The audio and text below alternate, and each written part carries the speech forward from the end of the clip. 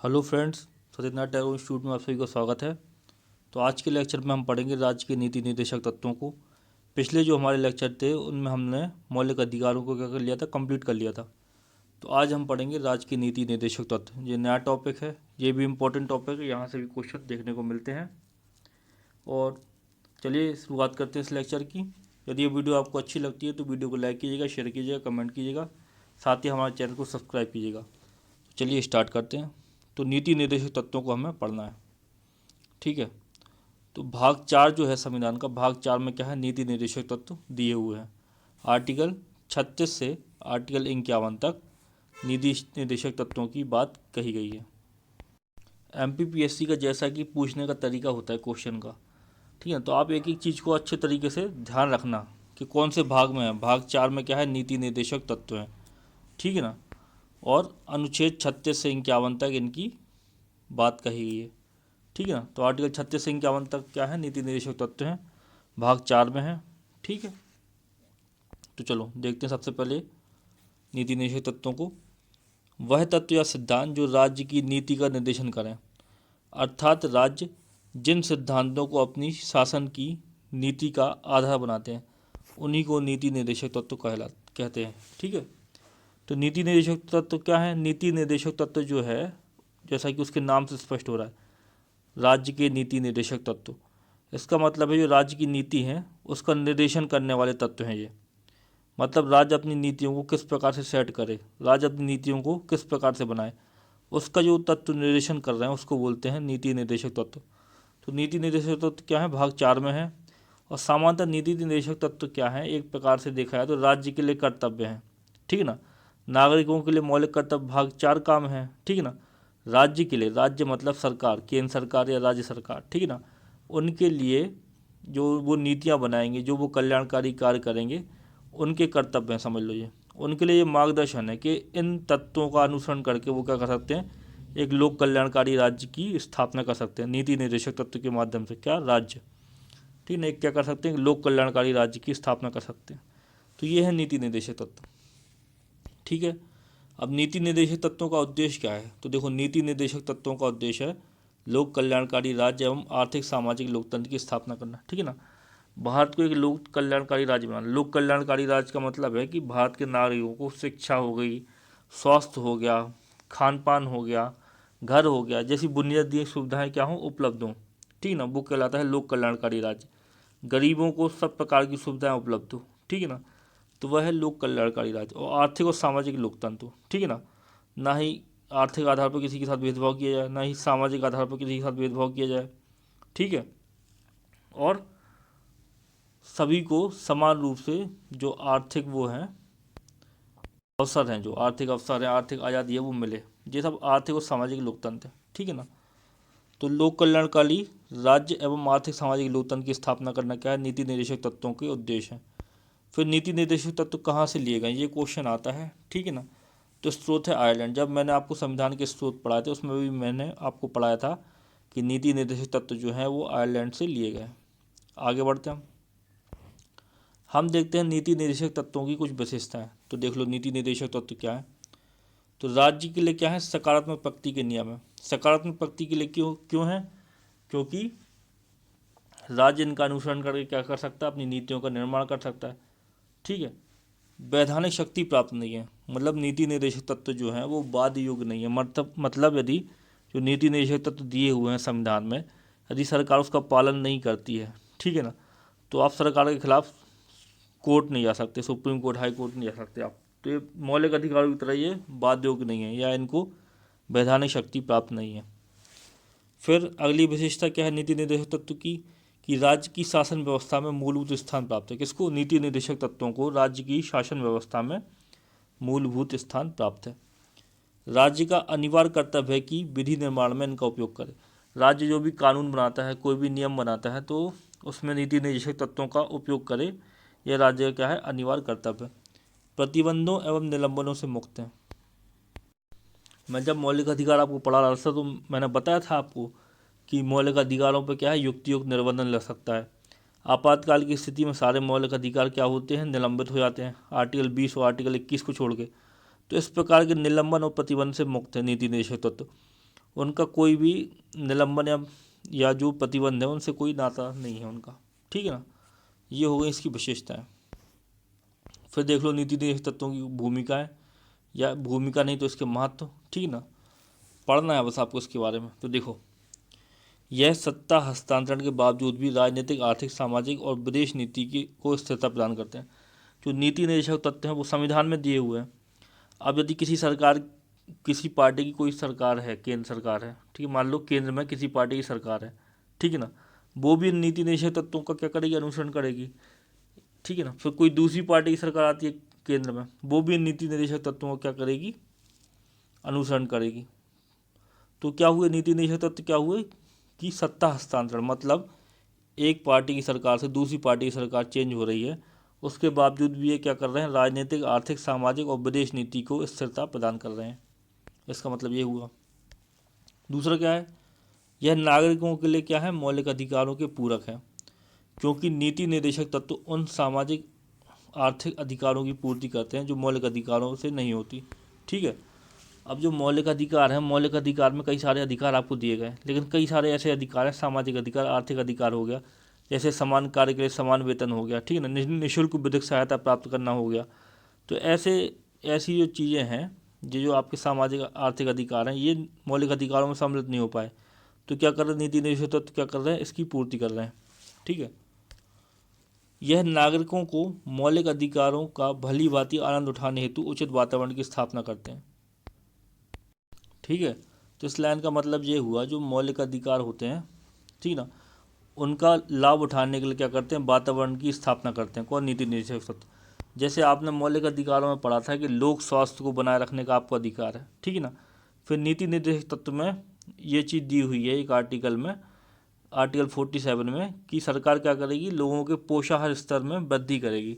यदि पोषाहार स्तर में की गुणवत्ता में वृद्धि करती है, पोषाहार स्तर को ऊंचा उठाने की कोशिश करती है, तो लोगों का क्या होगा, स्वास्थ्य लाभ होगा लोगों को। ठीक है ना, तो इस प्रकार से जो चीज़ें मौलिक अधिकारों में दी हुई हैं, ठीक है, उनका क्रियान्वयन करने के लिए जो निर्देश दिए हुए हैं नीति निर्देशक तत्व में, वो है। तो इस प्रकार से क्या करते हैं नीति निर्देशक तत्व, क्या करते हैं, मौलिक अधिकारों का भली भांति आनंद उठाने हेतु उचित वातावरण की क्या करते हैं, स्थापना करते हैं। फिर अगला है, यह सरकार के कार्य निष्पादन का महत्वपूर्ण परीक्षण है, क्योंकि जनता सरकारी नीतियों का परीक्षण डीपीएसपी के प्रकाश में ही करती है। डीपीएसपी का मतलब होता है नीति निर्देशक तत्व। ठीक ना, directive principle of state policy, DPSP का फुल फॉर्म हुआ, ये लिखा है डीपीएसपी। डीपीएसपी नीति निर्देशक तत्वों को इंग्लिश में बोलते हैं शॉर्ट फॉर्म में। डीपीएसपी का फुल फॉर्म है directive principle of state policy.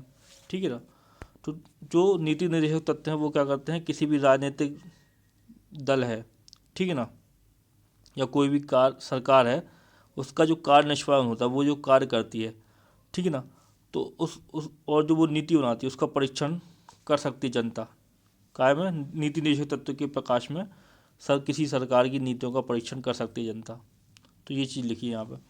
फिर देखो, इसे सभी राजनीतिक दलों को समान राजनीतिक घोषणा पत्र की भांति मनाया जाता है। ठीक है, अब नीति निर्देशक तत्व जो हैं उनका पालन सभी को करना है, संविधान में दिए हुए हैं। कोई भी सरकार आएगी वो पालन करेगी, हालांकि वो पालन करने के लिए बाध्य नहीं है, वो नहीं करे तो भी आप उनसे कुछ बोल नहीं सकते, या आप न्यायालय नहीं जा सकते। नीति निर्देशक तत्वों को लागू कराने के लिए आप न्यायालय नहीं जा सकते हो। ठीक है, ये एक फैक्ट है। मौलिक अधिकारों का हनन होने पर आप उसको लागू कराने के लिए न्यायालय जा सकते हो, लेकिन नीति निर्देशक तत्व का हनन होने पर आप उसके लिए न्यायालय नहीं जा सकते। ठीक है, लेकिन फिर भी कोई भी सरकार होती है, कोई भी राजनीतिक दल होता है, वो नीति निर्देशक तत्वों का पालन करता है। तो ये चीज़ लिखी हुई है। जैसे गरीबों का भला करना, नीति निर्देशक तत्वों में ये सब बातें लिखी हुई हैं, आगे हम पढ़ेंगे तो आपको और अच्छे से समझ में आएगा। ठीक है, तो ये चीज़ है। ये क्या है, सभी राजनीतिक दलों का समान राजनीतिक घोषणा पत्र है। ठीक है, फिर देखो, भारत के संविधान में कल्याणकारी राज्य की संकल्पना का समावेश राज्य के नीति निर्देशक तत्वों में किया गया। भारत का जो संविधान है उसमें कल्याणकारी राज्य बनाना है हमें, ऐसी बातें काय में लिखी हुई हैं, नीति निर्देशक तत्वों में लिखी हुई हैं। कल्याणकारी राज्य का उद्देश्य सामाजिक और आर्थिक प्रजातंत्र की स्थापना करना होता है, यानी सामाजिक और आर्थिक प्रजातंत्र की स्थापना के उद्देश्य से ही संविधान में नीति निर्देशक तत्वों को शामिल किया गया। समझ आप, नीति निर्देशक तत्वों को शामिल करने का मूल उद्देश्य कल्याणकारी राज्य की स्थापना करना, सामाजिक और आर्थिक लोकतंत्र या प्रजातंत्र की क्या करना, स्थापना करना। फिर देखो B.R. अम्बेडकर जो थे, बाबा साहब अम्बेडकर, भीमराव अम्बेडकर जो थे, भीमराव अम्बेडकर ने राज्य के नीति निर्देशक तत्वों को भारत के संविधान की अनूठी विशेषता कहा है। ये कोट याद रखना, ये नोट के तौर पे मैंने लिख दिया इस चीज़ को, ऐसे कोट आप याद रखना, ये आपसे पूछा सकते हैं, ठीक है। फिर देखो भारत सरकार अधिनियम 1935 में अंतर्विष्ट अनुदेश प्रपत्र को भारतीय संविधान में राज्य के नीति निर्देशक तत्वों के रूप में समाविष्ट किया गया है। यह प्रपत्र 1935 के अधिनियम के तहत ब्रिटिश सरकार द्वारा भारत के गवर्नर जनरल और प्रांतों के गवर्नर को जारी किया जाता था। तो भारत सरकार अधिनियम मैंने आपको पढ़ाया था 1935, ध्यान करना आप, जब मैं आपको संवैधानिक विकास पढ़ा रहा था, तो उसमें क्या था, एक अनुदेश प्रपत्र था, उसको जो कहते रख लिया गया और नीति निर्देशक तत्व बना दिया गया, ठीक है। लेकिन जब भी कभी भी क्वेश्चन आता है तो पूछा जाए आपसे कि नीति निर्देशक तत्व कहाँ से लिए गए हैं, तो आयरलैंड के संविधान से लिए गए। अब जो 1935 का भारत शासन अधिनियम था वो बनाया था किसने, अंग्रेजों ने बनाया था। अंग्रेजों ने कहीं ना कहीं वो चीज़ कहाँ से ली होगी, आयरलैंड से ली होगी। अब क्या है कि 1935 का जो अधिनियम है उसके बहुत सारे प्रावधान हमारे भारतीय संविधान में जो कहते हुए ले लिए गए हैं, ठीक है ना। सबसे बड़ा दस्तावेज है 1935 का भारत शासन अधिनियम, जिसका प्रभाव क्या हुआ है, हमारे संविधान पर पड़ा है, हमारे संविधान निर्माण पर पड़ा है। और ज़्यादातर अनुच्छेद जो हैं भारत शासन अधिनियम 1935 से ले लिए गए। तो भारत शासन अधिनियम 1935 में क्या था, एक अनुदेश प्रपत्र था, ये लिखा ना, ठीक ना। तो अनुदेश प्रपत्र था, उसको भारतीय संविधान में राज्य के नीति निर्देशक तत्वों के रूप में समाविष्ट किया गया है। तो ये चीज़ ये लिखी हुई है, ये नोट है। फिर देख लो नीति निर्देशक तत्वों की प्रकृति क्या है, मैं आपको ऊपर बता ही चुका हूँ नीति निर्देशक तत्वों की प्रकृति क्या है, फिर से हम देख लेते हैं। तो देखो प्रकृति क्या है,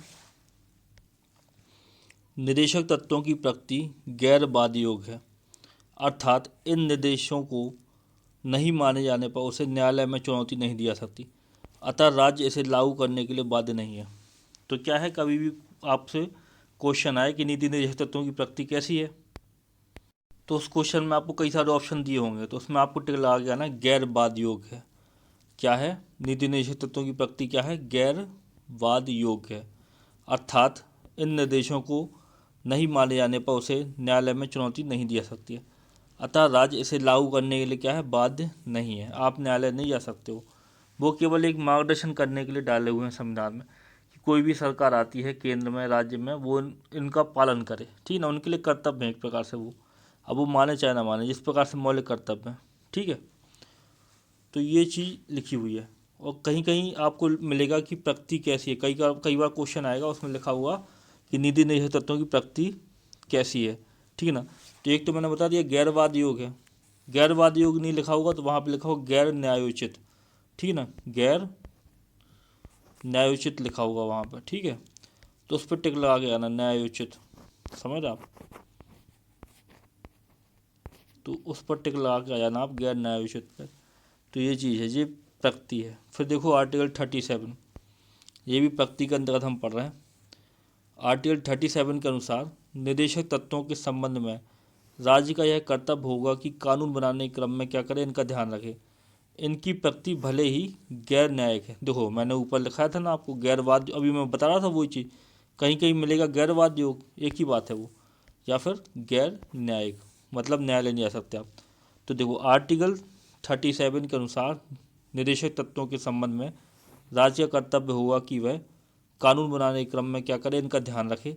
इनकी प्रकृति भले ही गैर न्यायिक हो, लेकिन इनका संबंध अनुच्छेद 14, अनुच्छेद 19 के संदर्भ में देखा जाता है, ठीक है।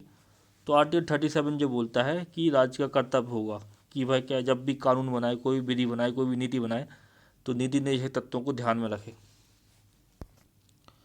फिर देखो नीति निर्देशक तत्वों का वितरण, अब हम पढ़ेंगे नीति निर्देशक तत्वों को, जितने भी नीति निर्देशक तत्व हैं उनको एक एक करके हम पढ़ेंगे। आर्टिकल 36 से लेकर हमें 51 तक पढ़ना है नीति निर्देशक तत्वों को, ठीक है। तो आर्टिकल 36 से आर्टिकल 51 तक हम लोग क्या करेंगे, नीति निर्देशक तत्वों को पढ़ेंगे। तो चलिए हम इनको शुरुआत करते हैं, एक एक करके हम इसको पढ़ेंगे।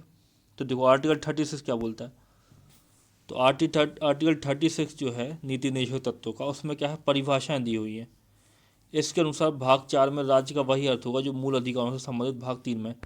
मूल अधिकार जब मैं आपको पढ़ा रहा था तब मैंने आपको आर्टिकल 12 पढ़ाया था, अनुच्छेद 12 पढ़ाया था। अनुच्छेद 12 में राज्य की कई सारी परिभाषाएं दी हुई थी कि राज्य किस किस को माना जाएगा, तो वही सारी परिभाषाएं लिखी हुई हैं आर्टिकल 36 में। तब आर्टिकल 12 में जाना मौलिक अधिकारों के, वहाँ पे देख लेना कि राज्य किस किस को माना है, ठीक है ना। भारत सरकार मानी जाएगी, राज्य कोई भी राज्य सरकार है वो राज्य मानी जाएगी, कोई भी स्थानीय प्राधिकारी है वो भी राज्य माना जाएगा। तो ये परिभाषाएं दी हुई हैं आर्टिकल 36 में, राज्य की परिभाषा दी हुई है, ठीक है। फिर देखो आर्टिकल 37 क्या है। आर्टिकल 37 बोलता है इस भाग में अंतर्विष्ट तत्वों पर लागू होना, ठीक है ना। आर्टिकल 37 में ये लिखा हुआ है, तो देखो इसका मतलब क्या है।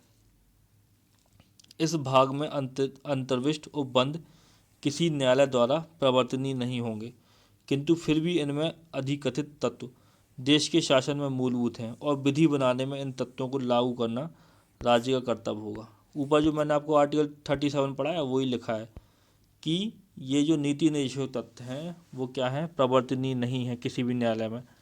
यदि नीति निर्देशक तत्वों का पालन कोई सरकार नहीं कर रही है तो इसके लिए आप न्यायालय नहीं जा सकते, न्यायालय के दौरान उनका उनका प्रवर्तन नहीं करा सकते। लेकिन फिर भी क्या लिखा है इस आर्टिकल में कि राज्य का ये कर्तव्य है कि वो क्या करे, इनका ध्यान रखे विधि बनाते समय, ठीक है। तो ये राज्य का कर्तव्य होगा। अब ये सब चीज़ें आपको याद रखना है किस आर्टिकल में क्या है। मैं आपको पढ़ा रहा हूँ, अच्छे तरीके से पढ़ा रहा हूँ, आपको उसको याद रखना है। इस प्रकार से क्वेश्चन बनेंगे। फिर आगे मैं आपको MCQ कराऊंगा तो आप वहाँ पे देखोगे जो जो मैं पढ़ा रहा हूँ उनसे क्वेश्चन बन रहे हैं। फिर देखो आर्टिकल 38। आर्टिकल 38 क्या बोलता है, तो देखो अनुच्छेद 38 क्या बोलता है। राज्य लोक कल्याण की अभिवृद्धि के लिए सामाजिक व्यवस्था बनाएगा। राज्य ऐसी सामाजिक व्यवस्था की स्थापना करेगा जिसमें सामाजिक, आर्थिक और राजनीतिक न्याय नागरिकों के जीवन की सभी पहलुओं को प्रवर्तित करें। राज्य आय, प्रतिष्ठा, सुविधाओं तथा अवसर की असमानता को समाप्त करने का क्या करेगा, प्रयास करेगा, ठीक है। तो राज्य को क्या करना है, एक ऐसे लोक कल्याणकारी राज्य की स्थापना करना है, ठीक है ना। राज्य लोक कल्याण क्या करेगा, अभिवृद्धि करेगा, जिससे क्या हो, लोगों को सामाजिक, आर्थिक, राजनीतिक न्याय प्राप्त हो और नागरिक जीवन के सभी पहलुओं को वो प्रमाणित करे। और फिर दूसरा क्या लिखा है आर्टिकल 38 में, ये लिखा है कि राज्य आय, प्रतिष्ठा, सुविधाएं तथा अवसर की असमानता को समाप्त करने का क्या करेगा, प्रयास करेगा। तो ये चीज़ आर्टिकल 38 में लिखी है, आपको उसको याद करना है, अच्छे से पढ़ना है, अच्छे से पढ़ने के बाद अपने दिमाग में घुसाना है। और ये कोई एक स्टेटमेंट दिया हुआ रहेगा और वहाँ पे आपसे पूछा जाएगा कि यह किस आर्टिकल में है, नीति निर्देशक तत्वों के, ठीक है। तो आपको ये चीज़ें अच्छे से याद रखना है। फिर देखो आर्टिकल 39। आर्टिकल 39 में ये सब कथन दिए हुए हैं, ठीक है ना। आर्टिकल 39 में क्या है, ये सब प्रावधान है, तो हम पढ़ते हैं। पहला प्रावधान क्या है आर्टिकल 39 में, पुरुष और स्त्री सभी नागरिकों को समान रूप से जीविका के क्या हो, पर्याप्त साधन प्राप्त करने का अधिकार हो। तो चाहे क्या हो, पुरुष हो चाहे स्त्री हो, उसको जीविका के पर्याप्त साधन समान रूप से क्या हो, उपलब्ध हो। फिर दूसरे नंबर का पॉइंट क्या लिखा हुआ है आर्टिकल 39 में, समुदाय के भौतिक संसाधनों का स्वामित्व और नियंत्रण इस प्रकार बटा हो जिससे सामूहिक हित को सर्वोत्तम रूप से साधन हो। समझ आप, मतलब जो भौतिक संसाधन जो हैं समुदाय के, ठीक ना, उसका स्वामित्व और नियंत्रण क्या हो, इस प्रकार से बटा हुआ हो जिससे क्या हो, सामूहिक हित को बढ़ावा मिले। ये सब प्रावधान आपको याद रखना है किस आर्टिकल में, आर्टिकल 39 में ही ये वाला प्रावधान है, आर्टिकल 39 में ही ये वाला प्रावधान है। ये सारे प्रावधान आर्टिकल 39 में है, ठीक है। फिर अगला क्या है प्रावधान आर्टिकल 39 में, वो लिखा है आर्थिक व्यवस्था इस प्रकार चले जिससे धन और उत्पादन के साधनों का सर्वसाधारण के लिए अहितकारी संकीर्ण न हो। मतलब अर्थव्यवस्था इस प्रकार से चलनी चाहिए, जो धन है, ठीक ना, और जो उत्पादन के साधन है उनका क्या हो, अहितकारी संकीर्ण ना हो। मतलब इस प्रकार से अर्थव्यवस्था नहीं होनी चाहिए कि कुछ विशेष वर्गों के पास ही क्या है, धन है, उत्पादन के साधन है, संसाधन है, बाकी लोग गरीब हैं। तो इस प्रकार से अर्थव्यवस्था नहीं चलनी चाहिए, ये आर्टिकल 39 लिखा है, ठीक है। मतलब अमीर अमीर होता जाए और गरीब होता जाए, इस प्रकार की चीज़ें ना हो। फिर देखो अगला जो प्रावधान है आर्टिकल 39 में, वो लिखा है पुरुष और स्त्रियों दोनों को समान कार्य के लिए समान वेतन हो। जो पुरुष हैं और जो स्त्रियां हैं दोनों को क्या हो, समान कार्य के लिए समान वेतन हो। ये भी आर्टिकल 39 में दिया हुआ है, ठीक है। फिर अगला पढ़ते हैं हम। अगला क्या है, पुरुष और स्त्री कामगारों के स्वास्थ्य और शक्ति का तथा बालकों की सुकुमार अवस्था का दुरुपयोग न हो और आर्थिक आवश्यकता से विवश होकर नागरिकों को ऐसे रोजगार में ना जाना पड़े कि उनकी आयु या शक्ति के अनुकूल जो उनकी आयु या शक्ति के अनुकूल ना हो। ठीक है, तो पुरुष और स्त्री कामगार हैं जो, मतलब पुरुष और जो स्त्री हैं काम करने वाले जो मजदूर हैं, ठीक है ना, उनके क्या हो स्वास्थ्य और शक्ति का तथा बालकों की सुकुमार अवस्था का क्या हो दुरुपयोग ना हो। मतलब उनसे इस प्रकार से काम ना कराया जाए, कोई भी पुरुष या स्त्री वर्कर जो है या कोई बालक है उससे इस प्रकार से काम ना कराया जाए कि उस क्या हो उसका जो स्वास्थ्य है जो उसकी शक्ति है उस पर क्या हो दुष्प्रभाव पड़े। ठीक है, और आर्थिक आवश्यकता से विवश होकर, ठीक है, आर्थिक आवश्यकता से विवश होकर नागरिकों को ऐसे रोजगार में ना जाना पड़े जो उनकी आयु और शक्ति से अनुकूल हो। और साथ ही साथ ये रहे, सरकार को ये चाहिए कि वो ऐसे काम करे जिससे कोई विवश होकर कोई ऐसे जोखिम भरे काम में ना जाए जहाँ पर क्या हो उनकी आयु या शक्ति के क्या हो वो अनुकूल ना हो। समझ रहे आप, मतलब वहाँ पे काम करना कठिन हो और उनकी स्वास्थ्य दुर्दशा हो, स्वास्थ्य पर विपरीत प्रभाव पड़े। तो ये चीज़ें लिखी हुई हैं। फिर देखो अगला जो पॉइंट लिखा है वो भी आर्टिकल 39 में है। अगला पॉइंट जो है वो है बालकों को स्वतंत्र और गरिमामय वातावरण में स्वस्थ विकास के अवसर और सुविधाएं दी जाएं। बालकों को अल्पवय व्यक्तियों की शोषण से तथा नैतिक और आर्थिक परित्याग से रक्षा की जाए। इसमें सीधी सीधी बात ये लिखी हुई है आर्टिकल 39 का जो एफ पॉइंट है इसमें ये लिखा है कि बालकों को क्या हो संरक्षण हो। ठीक है ना, बालकों को स्वतंत्र और गरिमामय वातावरण में स्वस्थ विकास के क्या हो अवसर प्रदान हो, मतलब उनको शिक्षा मिले, उनको उत्तम पोषण मिले, खाना पीना उनका अच्छे से हो। तो ये सब चीज़ें लिखी हुई हैं कि सरकार को ये सब चाहिए। अब सरकार क्या करती है इन सब चीज़ों के लिए कई सारी योजना चलाती है। जैसे मिड डे मील योजना सरकार ने चलाई, जिससे क्या होगा जो बच्चे होंगे जो स्कूल जाने वाले बच्चे हैं उनको क्या होगा उनका जो पोषण है उनका पोषण भी होगा, साथ साथ उनकी पढ़ाई भी होगी। तो ये सब चीज़ें जो सरकार चलाती है वो नीति निषेध तत्वों के, ठीक है ना, मार्गदर्शन में सरकार नीतियाँ बनाती है। तो देखो बालकों को स्वतंत्र गरिमा वातावरण में स्वस्थ विकास के अवसर हों, ठीक है, और सुविधाएं दी जाएं। बालकों और अल्पवय व्यक्तियों की शोषण से तथा नैतिक और आर्थिक परित्याग से रक्षा की जाए।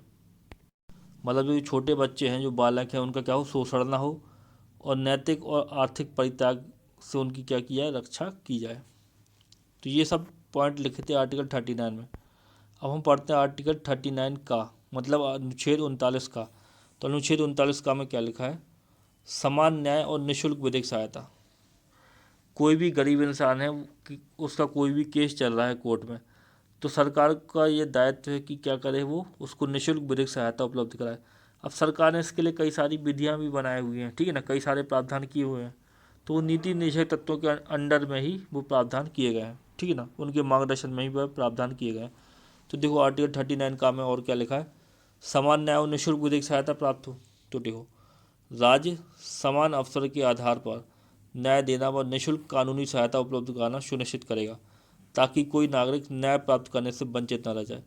42वें संविधान संशोधन 1976 द्वारा शामिल किया गया जो आर्टिकल 39 का है, ठीक है ना। अब ये चीज़ आपको याद रखने वाली है किस संविधान संशोधन के द्वारा जोड़ा गया है, 42वें संविधान संशोधन 1976 के द्वारा ये शामिल किया गया।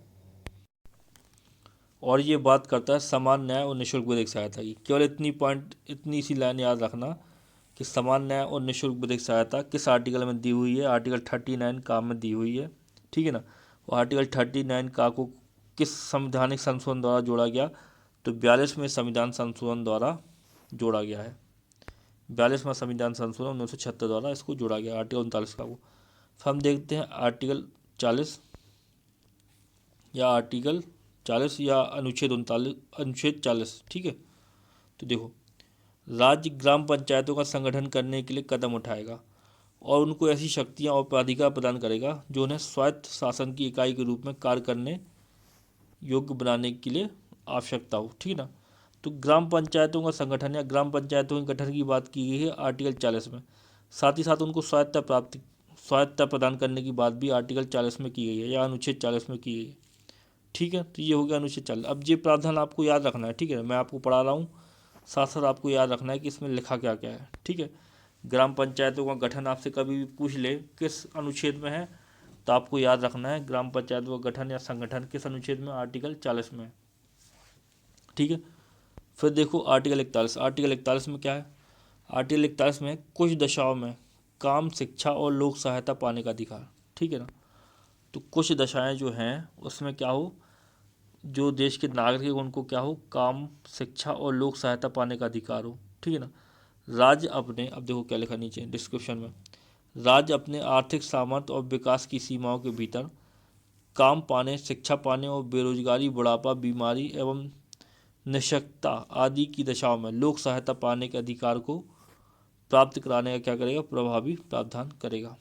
ठीक है ना। तो राज्य ऐसे प्रावधान करेगा, ऐसी विधि बनाएगा, ऐसी नीतियाँ बनाएगा, ऐसी योजनाएं चलाएगा जिससे क्या होगा कि सभी को काम पाने का, शिक्षा पाने का, बेरोजगारी, बुढ़ापा, बीमारी व निःशक्तता की स्थिति में लोक सहायता पाने का क्या होगा, अधिकार होगा। तो ये राज्य का कर्तव्य, ये बोल रहा है आर्टिकल 41। ठीक है। तो आर्टिकल 41 में केवल इतना याद रख लेना आप कि कुछ दशाओं में काम, शिक्षा और लोक सहायता पाने का अधिकार किस आर्टिकल में, आर्टिकल 41 में। ठीक है। फिर देखो आर्टिकल 42। आर्टिकल 42 क्या बोलता है? आर्टिकल 42 बोलता है कि काम की न्याय संगत और मानवोचित दशाओं का तथा प्रसूति सहायता का प्रावधान। ठीक है ना। तो देखो राज्य कार्य की न्याय संगत और मानवीय दशाओं का तथा मातृत्व सुरक्षा हेतु प्रावधान करेगा। जो कोई भी वर्कर होता है वो काम करता है, तो जब जहाँ वो काम करता है वहाँ पर क्या हो, न्याय संगत और मानवोचित दशाएं हो, मतलब उससे इतना हार्ड काम ना कराया जाए कि वो क्या हो, मानवीय क्षमता से बाहर हो। किसी से 16 घंटे, किसी से 18 घंटे काम ना कराया जाए। ठीक है ना। एक निश्चित समय सीमा तक उससे काम कराया जाए, चाहे वो ऑफिस वर्क हो, चाहे वो मजदूरी हो। ठीक है ना। मतलब 10 घंटे 8 घंटे हो गए, इतना काम कराया जाए, ऑफिस वर्क इतने से इससे ज़्यादा नहीं होना चाहिए। तो यही चीज़ लिखी हुई है आर्टिकल 42 में कि राज्य का यह कर्तव्य है कि वो क्या करे, ऐसे नियम, कानून, विनिमय, ऐसी नीतियाँ, योजनाएं बनाए जिससे क्या हो, काम की क्या हो, न्याय संगत और मानवोचित दशाएं हो। समझ रहे आप? मतलब काम, कोई भी वर्कर जो है वो ऐसा काम ना करे जिससे उसके स्वास्थ्य पर प्रतिकूल प्रभाव पड़े। ठीक है। और इसके साथ ही साथ क्या है कि काम के दौरान कोई वर्कर काम करता है और यदि वह, कोई महिला वर्कर है, यदि वह प्रेग्नेंट है तो उसको क्या हो, प्रसूति सहायता का प्रावधान हो। ठीक है ना। उसको लीव मिले। तो ये सब चीज़ें जो है, मतलब छुट्टी मिले उसको उस टाइम पे जब वो गर्भवती है, कोई भी स्त्री है यदि वो काम कर रही है। तो ये चीज़, ये प्रावधान लिखा है हुआ अनुच्छेद 42 में। ठीक है। फिर देख लो अनुच्छेद 43। अनुच्छेद 43 क्या कहता है? कर्मकारों के लिए निर्वाह मजदूरी की बात करता है। ठीक है ना। तो देखो राज्य सभी कर्मकारों के लिए निर्वाह मजदूरी, शिष्ट जीवन स्तर तथा सामाजिक और सांस्कृतिक अवसर उपलब्ध कराएगा। ठीक है ना। जो निर्वाह मजदूरी है, मतलब न्यूनतम मजदूरी है जिससे क्या हो, उसका जीवन बसर हो जाए, उसकी बात की गई है आर्टिकल 43 में। तो आपको आर्टिकल 43 में केवल ये लाइन याद रखनी है, ऐसा क्वेश्चन पूछा जाएगा कि कर्मकारों के लिए निर्वाह मजदूरी की बात किस में कही गई है, किस आर्टिकल में कही गई है। तो आपको लगा के आना है वहाँ पे आर्टिकल 43 में कही गई है। ठीक है। फिर देखो अगला आर्टिकल क्या है।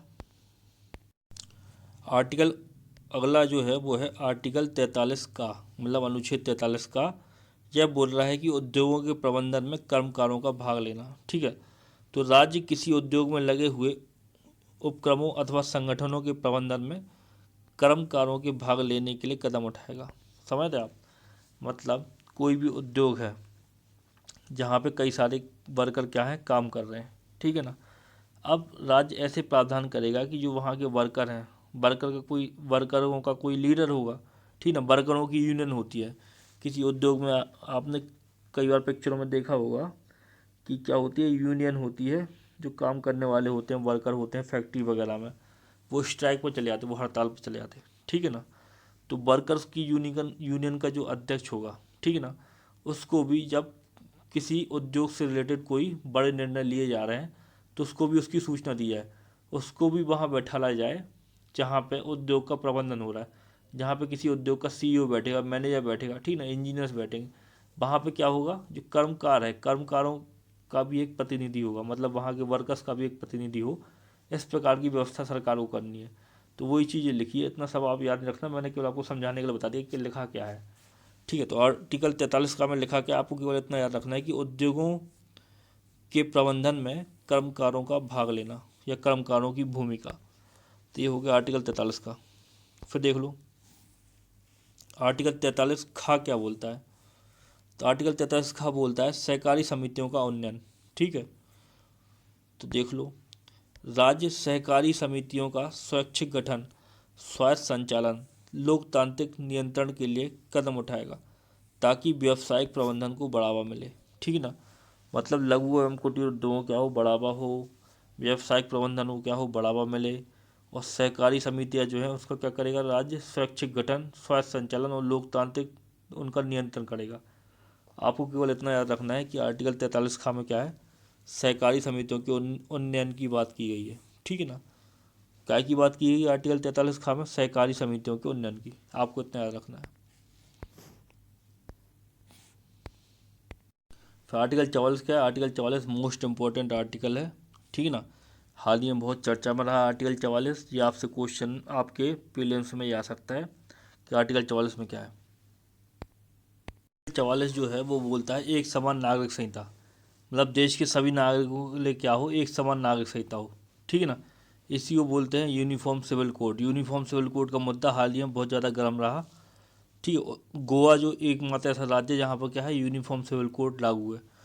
ठीक है, और भारत सरकार संपूर्ण देश में यूनिफॉर्म सिविल कोड की बात कर रही है। उत्तराखंड सरकार है वो भी तैयारी कर रही है अपने यहाँ पे यूनिफॉर्म सिविल कोड लाने की। और भारत का एकमात्र राज्य ऐसा है जो गोवा है जहाँ पे क्या है, यूनिफॉर्म सिविल कोड लागू है।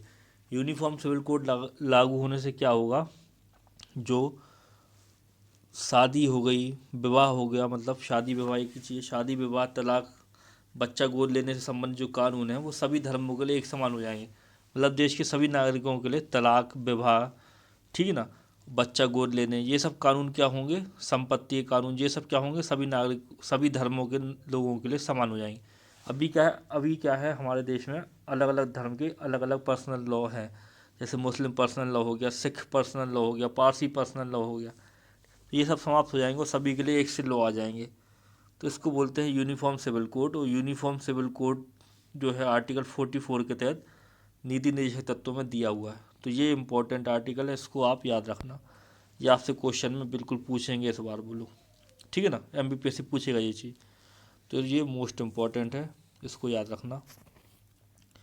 कॉमन सिविल कोड या यूनिफॉर्म सिविल कोड या एक समान नागरिक संहिता की बात की गई है किस आर्टिकल में, आर्टिकल 44 में। फिर देखो अगला आर्टिकल, आर्टिकल 45 क्या बोलता है।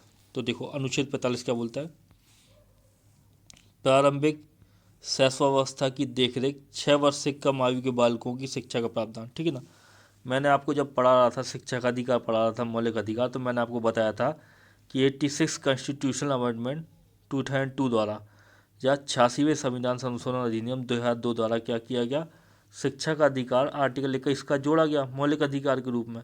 साथ ही साथ नीति निर्देशक तत्वों में क्या जोड़ा गया, आर्टिकल 45 जोड़ा गया। तो ये वही आर्टिकल 45 है जो जोड़ा गया था 86वें संविधान संशोधन के द्वारा 2002 में। ठीक है ना, और साथ ही साथ 86वें संविधान संशोधन 2002 द्वारा मौलिक कर्तव्यों में 11वां मौलिक कर्तव्य जोड़ा गया। 11वां जो मौलिक कर्तव्य है वो भी 86वें संविधान संशोधन अधिनियम 2002 के द्वारा क्या किया गया, जोड़ा गया। ठीक है ना, तो आर्टिकल 45 को जोड़ा गया 86 कॉन्स्टिट्यूशनल अमेंडमेंट 2002 के द्वारा जोड़ा गया। ये चीज़ आप याद रखना। ये क्वेश्चन इस बार पूछा गया था कि शिक्षा का अधिकार किस संवैधानिक संशोधन के द्वारा जोड़ा गया है।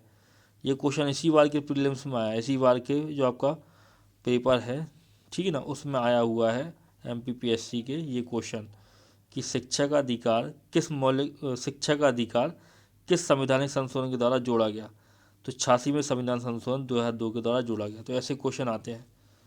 तो आर्टिकल 45 क्या बोलता है, आर्टिकल 45 बोलता है कि 6 वर्ष से कम आयु के बच्चों को शिक्षा तथा उनकी देखभाल करना अनिवार्य है। तब राज्य का ये कर्तव्य होगा कि वो क्या करे, 6 वर्ष से कम आयु के बच्चों को शिक्षा प्रदान करे। ठीक है ना, तो ये हो गया आर्टिकल 45। फिर देखो आर्टिकल 46 क्या है।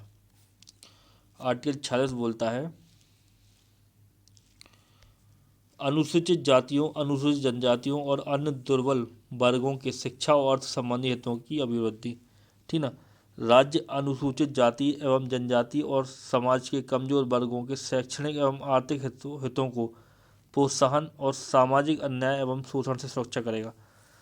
तो आर्टिकल 46 का कहना सीधा सीधा सा है, आपको इतना याद रखना है कि अनुसूचित जातियों, अनुसूचित जनजातियों और समाज के जो अन्य पिछड़े वर्ग हैं उनके क्या हो, उनके हितों की क्या हो, रक्षा की जाए। ठीक है ना, उनके शैक्षणिक और आर्थिक हितों की रक्षा की जाए, उनको प्रोत्साहन मिले, साथ ही साथ उनकी सुरक्षा की जाए सामाजिक अन्याय और शोषण से। तो ये चीज़ आपको याद रखना है, ठीक है ना। तो नीचे वाला पढ़ लेना, ये ज़्यादा सरल लगेगा आपको। तो ये चीज़ आपको दिमाग में रखना है कि आर्टिकल 46 में है क्या, ठीक है ना। जनजातीय वर्ग, जातियाँ, अनुसूचित जाति, अनुसूचित जनजातियाँ और जो दुर्बल वर्ग हैं, जो उनकी शिक्षा और अर्थ संबंधी हितों की क्या हो, रक्षा हो और उसमें अभिवृद्धि की जाए, मतलब उसमें वृद्धि की जाए। ये बोलता है आर्टिकल 46। फिर देखो आर्टिकल 47 क्या बोलता है। आर्टिकल 47 बोलता है पोषाहार स्तर और जीवन स्तर को ऊंचा करने तथा लोक स्वास्थ्य का सुधार करने का राज्य का कर्तव्य है। मतलब राज्य का ये कर्तव्य है कि ये लोगों का पोषाहार स्तर है उसको क्या करे, ऊंचा करे, और साथ ही साथ उनके लोक स्वास्थ्य में सुधार करे, ठीक है ना। तो पोषाहार स्तर, जीवन स्तर को ऊंचा करना तथा लोक स्वास्थ्य का सुधार करना राज्य का क्या है, कर्तव्य है। ये बोलता है आर्टिकल 47। इसको आपको याद रखना है कि आर्टिकल 47 में है क्या। ये आपको पता है ना, आप भूल तो नहीं गए। अपन लोग पढ़ रहे हैं नीति निर्देशक तत्व, ठीक है ना, डीपीएसपी अपन लोग पढ़ रहे हैं, भाग 4 में डीपीएसपी है। उन सारे आर्टिकल को हम देख रहे थे, ठीक है ना। जो आर्टिकल 36 से 51 तक जो हमें पढ़ना है वो सारे आर्टिकल हम देख रहे थे कि एक एक करके। आर्टिकल 47 तक हम पहुँच चुके हैं, कुछ ही देर में आपके सारे आर्टिकल ख़त्म हो जाएंगे, ठीक है। फिर देखो आर्टिकल 48।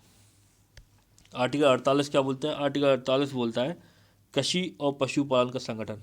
केवल इतना इतना याद रख लोगे तो अभी काम बन जाएगा कि कृषि और पशुपालन का संगठन किस आर्टिकल में दिया हुआ है, आर्टिकल 48 में दिया हुआ है। अब उसके अंदर देख लो उसका मतलब क्या हुआ, कृषि और पशुपालन का संगठन। तो गाय, बछड़ा व अन्य दुधारू पशुओं की बलि पर रोक हो, ठीक है ना। तो नीति निर्देशक तत्वों में ऐसा सरकार को सजेस्ट किया गया है, या ऐसा बताया गया है कि जो गाय है, बछड़ा है, गाय है, गाय का बछड़ा हो गया, और जो भी अन्य दुधारू पशु हैं उनकी क्या हो, बलि पर रोक हो, उनकी स्लॉटिंग पर रोक हो, ठीक है ना। और उनकी नस्लों में सुधार का प्रोत्साहन के लिए राज्य कदम उठाएगा। मतलब उनकी नस्लों में क्या हो, सुधार हो, सुधार करने के लिए क्या करे, राज्य कदम उठाए। तो ये चीज़ जो नीचे वाली लिखी हो ये भी याद रखना आप, ठीक है ना, और ये भी याद रखना जो ऊपर लिखा है, ठीक है। तो आर्टिकल 48 में ये सब है। तो ये सब आपको क्या करना है, याद रखना है। मैं आपको केवल समझा सकता हूँ, याद रखने का काम आपका है। ये क्वेश्चन आएंगे, ठीक है। फिर देखो अनुच्छेद 48 का क्या है। तो अनुच्छेद 48 का बोलता है कि पर्यावरण का संरक्षण तथा संवर्धन और वन्य तथा वन्य जीवों की रक्षा, ठीक है। तो पर्यावरण के संरक्षण तथा संवर्धन और वन तथा वन्य जीवों की रक्षा, ठीक है ना। तो राज्य क्या है, राज्य पर्यावरण संरक्षण तथा संवर्धन और वन तथा वन्य जीवों की रक्षा हेतु कदम उठाएगा। 42वें संविधान संशोधन 1976 द्वारा इसको जोड़ा गया, ठीक है ना। तो 42वां संविधान संशोधन जो है 1976 का, उसके द्वारा आर्टिकल 48 का को भी जोड़ा गया। आर्टिकल 48 पहले से मौजूद था संविधान में, आर्टिकल 48 का को जोड़ा गया किस संविधान संशोधन के द्वारा, 42वें संविधान संशोधन के द्वारा, ठीक है ना। और आर्टिकल 48 का में क्या है, अनुच्छेद 48 का में क्या है, पर्यावरण का संरक्षण तथा संवर्धन और वन्य तथा वन्य जीवों की रक्षा, ठीक है ना। अब यदि मैं आपसे पूछूं कि जो आर्टिकल 48 का में लिखा हुआ है पर्यावरण का संरक्षण तथा संवर्धन और वन्य तथा वन्य जीवों की रक्षा, तो इसके लिए सरकार ने कौन सा कानून पारित किया है। तो आपने पढ़ा होगा वन्य जीव संरक्षण अधिनियम, ठीक है ना। वन्य जीव संरक्षण अधिनियम आपने पढ़ा है कि नहीं पढ़ा, ठीक है। तो वन्य जीव संरक्षण अधिनियम जो है वो नीति निर्देशक तत्वों का पालन ही है, वो समझ रहे आप। इस प्रकार से क्वेश्चन पूछे जा सकते हैं, ठीक है। तो वन्य जीव संरक्षण अधिनियम जो है वो पारित 48 का के रेफरेंस में ही सरकार ने पारित किया हुआ है, क्योंकि आर्टिकल 48 का बोलता है कि वन्य तथा वन्य जीवों की रक्षा ये क्या है, सरकार का दायित्व। इसके लिए सरकार ने क्या किया, वन्य जीव संरक्षण अधिनियम पारित कर दिया।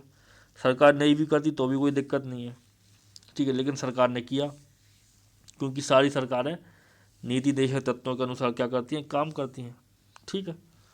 तो ये हो गया अनुच्छेद 48 का। फिर देखो अनुच्छेद 49 जो है वो क्या बोलता है, आर्टिकल 49 क्या बोलता है, ठीक है। आर्टिकल 49 को हम देखते हैं। तो आर्टिकल 49 बोलता है कि राष्ट्रीय महत्व के संस्मारकों, स्थानों और वस्तुओं का संरक्षण। राष्ट्रीय महत्व वाले घोषित किए गए कलात्मक या ऐतिहासिक अभिरुचि वाले संस्मारक या स्थान या वस्तु का संरक्षण करना राज्य की बाध्यता होगी। इसका मतलब ये हुआ जो ऐतिहासिक महत्व की जो इमारतें हैं या ऐतिहासिक महत्व की जो क्या है, कोई स्थान है, जैसे कोई किला हो गया, ठीक है ना, जैसे कुतुब मीनार हो गई, ताजमहल हो गया, लाल किला हो गया, ठीक है, ग्वालियर का किला हो गया, ठीक है, चंदेरी का किला हो गया। तो इस प्रकार के जो स्मारक हैं ये ऐतिहासिक महत्व के स्मारक है, पुराने स्मारक है, सुरक्षित स्मारक है। तो इनका संरक्षण क्या है, राज्य का दायित्व है। तो आर्टिकल 49 जो है वो ये बोल रहा है राज्य से कि आप इस प्रकार के जो स्मारक हैं जो प्राचीन हैं, ऐतिहासिक हैं, ठीक है ना, जिनका इतिहास में महत्व है, ठीक है ना, पर्यटन के हिसाब से महत्व है, उनका क्या करना है, संरक्षण करना है राज्य को। तो ये बोल रहा है आर्टिकल 49। फिर देखो आर्टिकल 50 क्या बोल रहा है। आर्टिकल 50 बोल रहा है कार्यपालिका से न्यायपालिका का पृथक्करण, ठीक है ना। राज्य लोक सेवाओं में न्यायपालिका को कार्यपालिका से अलग करने के लिए कदम उठाएगा, ठीक है ना। तो जो न्यायपालिका है और कार्यपालिका है उसका क्या होना चाहिए, पृथक्करण होना चाहिए। तो ये बात लिखी है आर्टिकल 50 में। आपको केवल ये चीज़ याद रखनी है ऊपर वाली, इस आर्टिकल में कार्यपालिका और न्यायपालिका का पृथक्करण किस आर्टिकल में दिया हुआ है। तो कार्यपालिका और न्यायपालिका का पृथक्करण दिया हुआ है आर्टिकल 50 में, यानी कि अनुच्छेद 50 में कार्यपालिका और न्यायपालिका का पृथक्करण दिया हुआ है, ठीक है। फिर हम देखते हैं अपना आर्टिकल 51, अगला आर्टिकल है और ये लास्ट आर्टिकल है, ठीक है। देखो आर्टिकल 51 या अनुच्छेद 51 क्या बोलता है। तो अनुच्छेद 51 बोलता है राज्य को यह वो निर्देश देता है कि अंतर्राष्ट्रीय शांति और सुरक्षा की अभिवृद्धि हो। मतलब राज्य ऐसा काम करे जिससे क्या हो, अंतर्राष्ट्रीय शांति बढ़े और सुरक्षा बढ़े, ठीक है ना। अपने पड़ोसी देशों के साथ में मित्रवत व्यवहार रखे, जो भारत सरकार है, ठीक ना, या जो राज्य है, ठीक है, आपस में क्या हो, मित्रवत व्यवहार रखे अपने पड़ोसी देशों से। तो यही सब चीज़ें लिखी है आर्टिकल 51 में। तो देखो और क्या क्या लिखा है। राज्य अंतर्राष्ट्रीय शांति और सुरक्षा की अभिवृद्धि का क्या करेगा, प्रयास करेगा। तो राज्य ऐसी नीतियाँ बनाएगा, ऐसे स्टेटमेंट देगा, ऐसी अपनी पॉलिसी बनाएगा जिससे क्या हो, अंतर्राष्ट्रीय शांति को क्या हो, बढ़ावा मिले और सुरक्षा की क्या हो, अभिवृद्धि का प्रयास करेगा, ठीक है ना। राज्य राष्ट्रों के बीच न्याय संगत सम्मानपूर्वक संबंधों को बनाए रखने का प्रयास करेगा। राज्य क्या करेगा, जो उसके पड़ोसी देश हैं और जो दुनिया के अन्य देश हैं उनके साथ क्या करेगा, सम्मानजनक संबंध स्थापित करेगा, न्याय संगत और सम्मानपूर्वक संबंध उनसे स्थापित करेगा।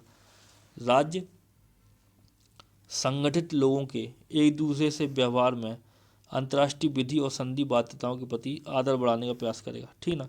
तो राज्य इस प्रकार से कार्य करेगा, कोई भी अंतर्राष्ट्रीय विधि है, अंतर्राष्ट्रीय संधि है, उनका क्या हो, आदर हो। तो इस प्रकार से राज्य काम करेगा। राज्य संगठित लोगों के एक दूसरे से व्यवहारों में अंतर्राष्ट्रीय विधि और संधि बाध्यताओं के प्रति आदर बढ़ाने का प्रयास करेगा। फिर अगला क्या है, राज्य अंतर्राष्ट्रीय विवादों के मध्यस्थों द्वारा निपटारा के लिए प्रोत्साहन देने का प्रयास करेगा। जो अंतर्राष्ट्रीय विवाद हैं, ठीक है ना, उनका क्या हो, निपटारा हो, तो मध्यस्थता हो उसमें, ठीक है। तो अंतर्राष्ट्रीय विवादों के मध्यस्थता द्वारा निपटारे के लिए प्रोत्साहन देने का प्रयास करेगा, ठीक है ना। मतलब जो अंतर्राष्ट्रीय विवाद हैं दो देशों के बीच में, वो आपस में आराम से क्या हो जाए, रिजॉल्व हो जाए, आराम से क्या हो जाए, वो ख़त्म हो जाए, ठीक है ना, उसमें लड़ाई झगड़ा ना हो। तो इसका सीधा सा मतलब क्या हुआ, जो ऊपर वाली लाइन लिखी हुई है इसको आपको याद रखना है कि अंतर्राष्ट्रीय शांति और सुरक्षा की अभिवृद्धि करना क्या है, राज्य का कर्तव्य है। ये किस आर्टिकल में दिया हुआ है, आर्टिकल 51 में दिया हुआ है, ठीक है ना। तो नीचे वाली लाइन लिखी है, इसको भी याद रख सकते हो कि राज्य अंतर्राष्ट्रीय शांति और सुरक्षा की अभिवृद्धि करने का प्रयास करेगा। और ये किस आर्टिकल में दिया हुआ है, ये दिया हुआ है आर्टिकल 51 में, आर्टिकल 51 में दिया हुआ है, ठीक है। तो यहाँ पर आप क्या हो रहा है, नीति निर्देशक तत्व खत्म हो रहे हैं। कल के लेक्चर में अभी तो मैंने आपको क्या किया, पूरी नीति निर्देशक तत्व पढ़ा दिया, आर्टिकल 36 से लेकर आर्टिकल 51 तक जितने नीति निर्देशक तत्व थे। फिर क्या किया है, विद्वानों ने क्या किया है, नीति निर्देशक तत्वों का अनौपचारिक वर्गीकरण किया है। संविधान में नीति निर्देशक तत्वों का वर्गीकरण नहीं किया गया है, लेकिन क्या हुआ, अपनी समझ से लोगों ने अपने विवेक का उपयोग करके अपने दिमाग का उपयोग करके क्या किया, इनका वर्गीकरण कर दिया, ठीक है। तो कुछ को उन्होंने बोल दिया वर्गीकरण करते हुए गांधीवादी सिद्धांत, कुछ नीति निर्देशक तत्वों को विद्वानों ने बोला गांधीवादी सिद्धांत, कुछ को उन्होंने बोल दिया कि समाजवादी और आर्थिक सिद्धांत, कुछ को उन्होंने बोल दिया उदारवादी सिद्धांत। तो मैं आपको कल बता दूंगा कि उदारवादी सिद्धांत में कौन कौन से आर्टिकल आ रहे हैं नीति निर्देशक तत्वों के, गांधीवादी सिद्धांतों में कौन कौन से आर्टिकल आ रहे हैं नीति निर्देशक तत्वों के, वो मैं आपको कल के लेक्चर में बता दूंगा। साथ ही साथ जो कुछ स्टेटमेंट है नीति निर्देशक तत्वों से संबंधित वो भी मैं आपको पढ़ाऊंगा। साथ ही साथ कुछ संवैधानिक संशोधन भी पढ़ा दूंगा नीति निर्देशक तत्वों से संबंधित, ठीक है ना। तो ये सब चीज़ें कल के लेक्चर में मैं आपको पढ़ाऊंगा। और कल के लेक्चर जो होगा, अगला लेक्चर जो आपका होने वाला है, उसमें आपके नीति निर्देशक तत्व खत्म हो जाएंगे। फिर हम पढ़ेंगे मौलिक कर्तव्यों को, ठीक है ना, फिर हम पढ़ेंगे मौलिक कर्तव्यों को स्टार्ट। तो आज के लेक्चर क्या कर रहे हैं, यही अंत कर रहे हैं। कल फिर मिलते हैं नए लेक्चर के साथ में। धन्यवाद।